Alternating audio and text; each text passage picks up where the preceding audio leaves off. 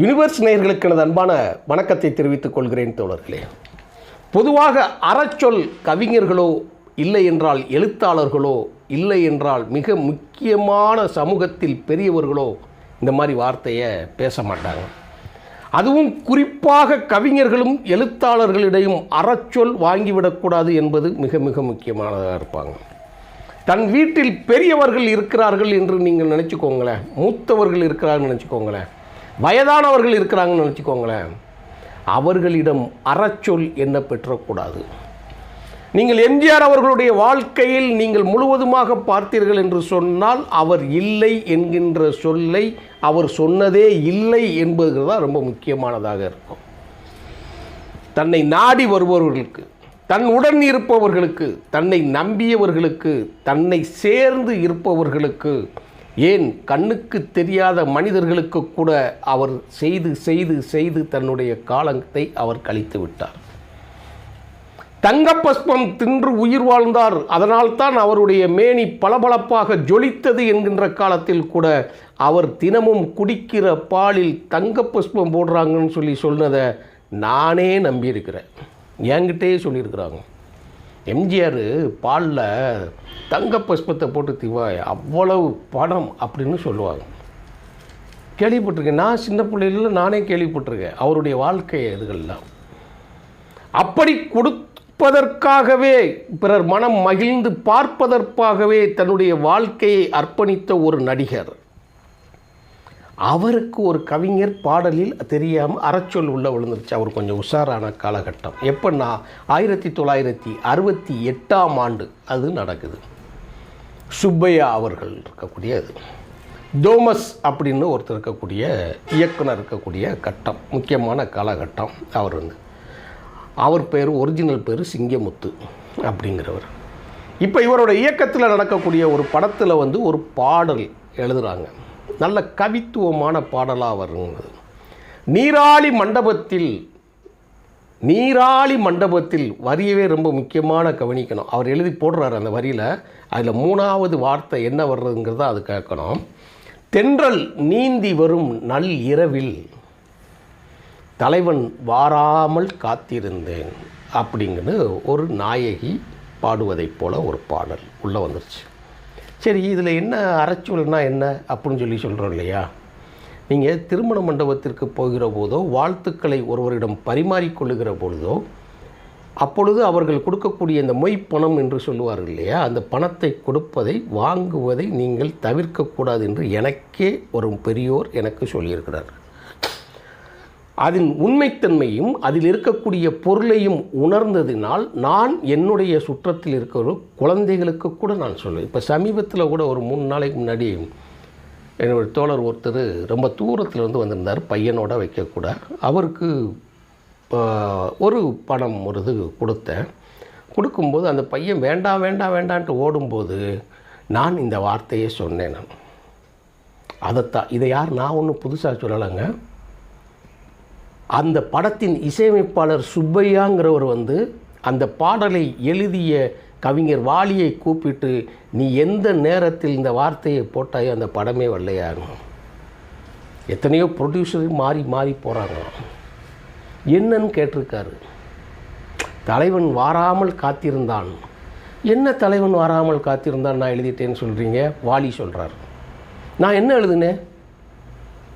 நீராளி மண்டபத்தில் நள்ளிரவு நேரத்தில் தலைவன் வாராமல் காத்திருந்தான். இதான வரி. இதில் என்ன இருக்குது? அப்போ அவர் கேட்டிருக்காரு, படத்தோட தலைப்பு என்னன்னு கேட்டார். படத்தோட தலைப்பு தலைவன்.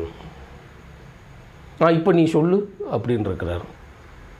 நீராளி மண்டபத்தில் தென்றல் நீந்தி வரும் நல் இரவில் தலைவன் அதைத்தான் சொல்கிறேங்க. தலைவன் வாராமல் காத்திருந்தேன். படத்து பேரே தலைவன்.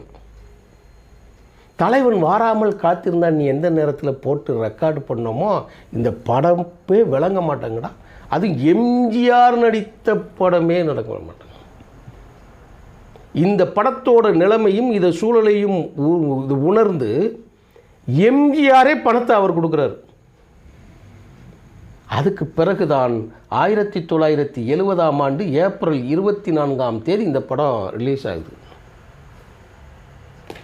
3 வருஷம் இந்த படம் கிடப்பில் நடந்திருக்குன்னு சொல்கிறாங்க. அதுக்கு காரணமே நீ எழுதிய வார்த்தை, கவிஞர்கள் ஒருபோதும் அறச்சொல்லை யூஸ் பண்ணக்கூடாதுன்னு சொல்லுவாங்க. எனக்கு இன்னொரு சம்பவம் வருது, ஞாபகம் வந்துச்சு. ஒரு சம்பவம், ஒரு முக்கியமான சம்பவம். நான் ஆக்சுவலாக பேச நினச்சது வேறு ஒரு சம்பவம் வருது. கவிஞர் வாலியை சொன்னேன் இல்லையா, கவிஞர் வைரமுத்து ஒரு பாடல் எழுதுகிறார். நான் வரிகளை சொல்லி காயப்படுத்த நான் விரும்பவில்லை. அது எழுதுகிறார், மங்களம் இழந்து பொட்டிலந்து பூவிலந்துங்கிற வார்த்தையை இழந்து கவிஞர் வைரமுத்து ஒரு பாடல் எழுதுகிறார். அந்த படத்தோட கேரக்டர் சொல்லி அந்த பாடலை எழுதப் போகிறவர் யார் தெரியுமா? ஜானகி. எப்படி இன்றைக்கும் வாழ்கிறாங்கல்ல, எவ்வளவு பெரிய பாடகி. அப்போது இசையமைப்பாளர் சொல்லி இவர் வைரமுத்து அவர்கள் இருக்கக்கூடிய அந்த வரியில் இருக்கக்கூடிய பொட்டிலந்து பூவிலந்து இருக்கக்கூடிய அந்த சூழலை சொல்லி பேசுகிறார். அப்போது ஜானகியம்மா பார்த்துட்டு, இது படிக்கணுமா, இது அறச்சொல் எல்லாம் இருக்கே பேசணுமா அப்படின்னு சொல்லி படிக்கணுமா யோசிச்சுக்கோங்கன்றிருக்காப்புல. இல்லை கதை அதுதானே வருது, கதைக்குள்ளே அந்த கண்டென்ட் உள்ளே இருந்தால் தானே நல்லாயிருக்கும், அதுதானே கவிஞர்னு சொல்லி படிச்சுட்டாங்க. நான் சொல்லுகிறது இப்பொழுது இருக்கக்கூடிய பாடல்களில் நவரசத்தை பிழிந்த ஜானகி அம்மா அவர்கள் வாழ்க்கையிலும் கவிஞர் வைரமுத்து, கவி பேரரசு வைரமுத்து எழுதுனதான் சொல்கிறேன். இந்த பாடலை படித்து முடிச்சிட்டாங்க. அடுத்த பாடல் பதிவுக்கு வருகிற பொழுது வைரமுத்து அவர்கள் பார்த்த காட்சியை, வெள்ளை சேலையில் பொட்டிலந்து பூவிலந்து வந்த காட்சியை பார்த்து கவிப்பேரரசு வைரமுத்து கதறி அழுது துடித்தார் என்று அவரே பதிவு செஞ்சிருக்கார். இதான் உண்மை. இந்தியில் வருது. இதை எம்ஜிஆர் சில விஷயங்களில் சுயமரியாதை இயக்கம், பகுத்தறிவு இயக்கத்தின் அடிப்படையில் சில விஷயங்கள் அவர்கள் நமக்கு நடக்கணும், என்ன செய்யணுமோ அதை பார்க்கணும் போகிறது. ஆனால் சில நேரங்களில் இந்த பூனை குறுக்க போச்சுன்னா உள்ளே வந்துடக்கூடாது, நாய் குறுக்க போட்டுனா வந்துடக்கூடாது, பன்னி குறுக்க போன சில மதங்கள், சில கடவுள்களை வேண்டுவர்கள் இதெல்லாம் இருக்கும். அவங்களாம் சொல்லுவாங்க இல்லையா, அந்த மாதிரி நீ எதுக்கு அப்படி பாடினா அப்படிங்கிற இதெல்லாம் நடந்து முடிந்தது. அதுகள்லாம் இதெல்லாம் அப்படின்னா நான் என்ன மூட நம்பிக்கையாக பேசுகிறேன்னு சொல்லக்கூடாது. இல்லை, நாம் நம்மளுடைய வார்த்தைகளும் நம்மளுடைய சொற்களையும் திருத்திக்கணும். இது எம்ஜிஆருக்கே நடந்ததை அந்த பாடலாசிரியர், அந்த இசையமைப்பாளர் சொன்னதைத்தான் அதே இசையமைப்பாளர் வரிசையில் நான் சொல்லி கொண்டு வருகிறேன். இன்னொன்று நான் இந்த இதில் பதிவு செய்வதற்கு நான் ரொம்ப முக்கியமான கடமைப்பட்டிருக்கிறேன். இந்தியில் மிகப்பெரிய பாடகியான் அவருக்கு ஒரு பாடல் பதிவுக்கூடிய சூழல் வருது. இதே இதுதான், கணவனை நினைத்து கணவனை இழந்த மனைவி பாடுகிற பாடல்.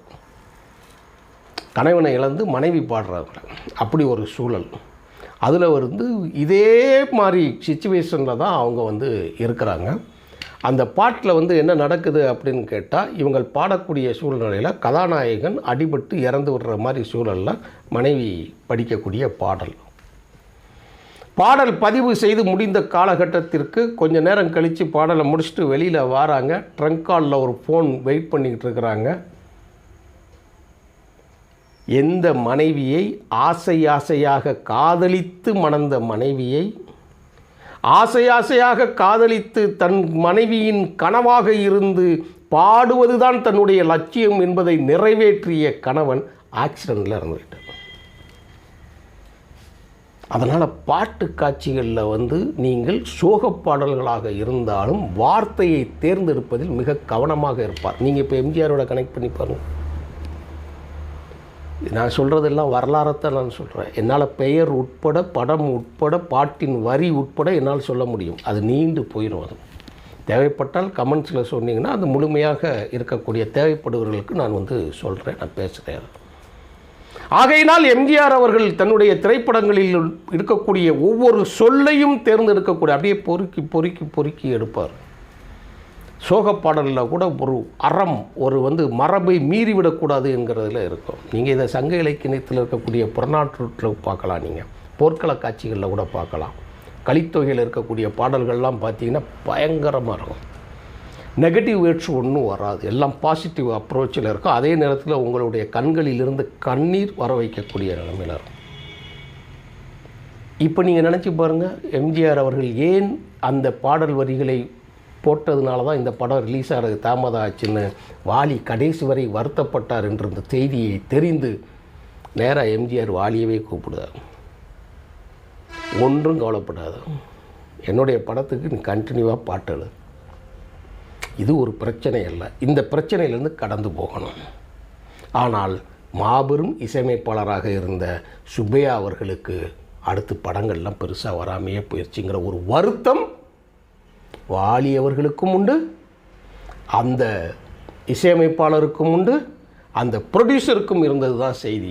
ஆகவே தோழர்களே, நாம் பேசக்கூடிய வார்த்தைகளை எதிரிகளை திட்டுகிற போது கூட ரொம்ப பார்த்து கவனமாக செய்ய வேண்டும். நான் திருந்திக்கிட்டேன், எல்லாருடையும் சொல்கிறது உண்டு என் நண்பர்கள்கிட்ட. இனி நான் எந்த நிலையிலும் யாரையும் சபிக்குவதோ ஒரு அறச்சொல்லை பேசுவதோ முற்றிலுமாக நிறுத்தி விடுவதற்கு நான் முடிவு செய்து விட்டேன். சில காலங்கள்லாம் இனி நான் பேச மாட்டேங்கிறதுல ஒரு உறுதியாக இருப்பேன், நம்புகிறேன் நான். நன்றி, வணக்கம் தோழர்களே.